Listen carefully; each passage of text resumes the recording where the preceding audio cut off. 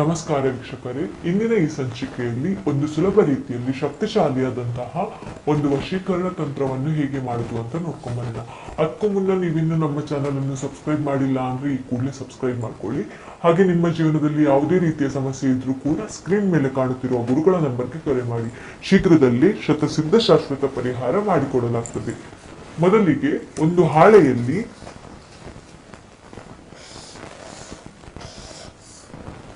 ಈ ರೀತಿಯಾಗಿ ಚಿತ್ರ ಬರ್ಕೋಬೇಕಾಗ್ತದೆ.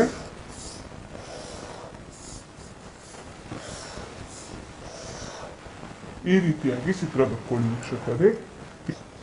ಇಲ್ಲಿ ನೀವು ಸ್ತ್ರೀಯ ಹೆಸರನ್ನು ಬರ್ಕೋಬೇಕಾಗ್ತದೆ.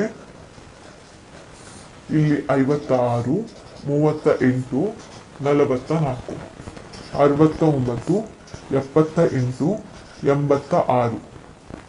ಇಲ್ಲಿ ಓಂ, ಇಲ್ಲಿ ರೀಂ, ಈ ರೀತಿಯಾಗಿ ಬರ್ಕೊಳ್ಬೇಕಾಗ್ತದೆ.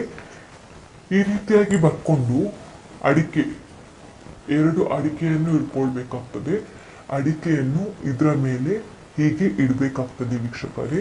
ಈ ರೀತಿಯಾಗಿ ಮಾಡಿ ಒಂದು ಮಂತ್ರವನ್ನು ಹೇಳಬೇಕಾಗ್ತದೆ ವೀಕ್ಷಕರೇ. ನೀವು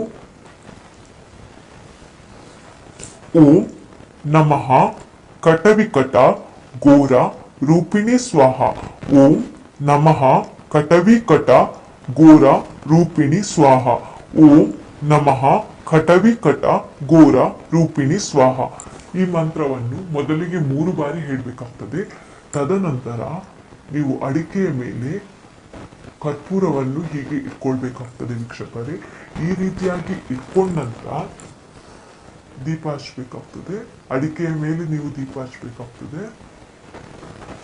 ಈ ರೀತಿಯಾಗಿ ಹಚ್ಚಿದ ನಂತರ ನೀವು ಸೇವಂತಿಗೆಯ ಹೂವಿನ ಸಹಾಯದಿಂದ ಬಂಧನವನ್ನು ಮಾಡ್ಕೋಬೇಕು. ಓಂ ಇಷ್ಟ ಸ್ತ್ರೀ ಮಮ ಪ್ರಾಪ್ತಿರಸ್ತು.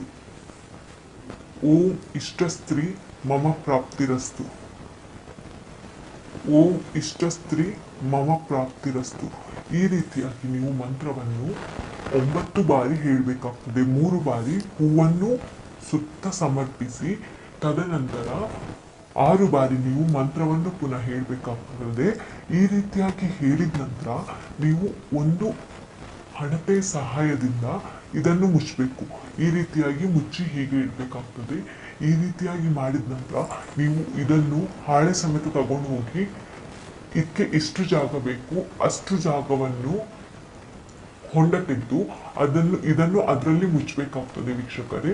ಈ ರೀತಿಯಾಗಿ ಮಾಡಿದ ಕೇವಲ 3 ಗಂಟೆಯಲ್ಲಿ ನೀವು ಯಾವ ಸ್ತ್ರೀಯನ್ನು ನಿಮ್ಮ ವಶವನ್ನಾಗಿ ಮಾಡ್ಕೋಬೇಕು ಅಂತ ಅನ್ಕೊಂಡಿರ್ತೀರಾ ಅವರು ನಿಮ್ಮ ವಶ ಆಗೋದು ನಿಮ್ಗೆ ಕಾಣ್ಲಿಕ್ಕೆ ಸಿಗ್ತದೆ ವೀಕ್ಷಕರೇ. ನಿಮ್ಗೆ ಒಂದು ವೇಳೆ ಈ ತಂತ್ರ ಮಾಡ್ಲಿಕ್ಕೆ ಬರುವುದಿಲ್ಲ ಅಂತ ಆದ್ರೆ ನೀವು ಸ್ಕ್ರೀನ್ ಮೇಲೆ ಕಾಣುತ್ತಿರುವ ಗುರುಗಳ ನಂಬರ್ಗೆ ಕರೆ ಮಾಡಿ ವಶೀಕರಣ ಯಂತ್ರ ಮಾಡಿ ಕಳಿಸಿಕೊಡಲಾಗ್ತದೆ. ಧನ್ಯವಾದಗಳು.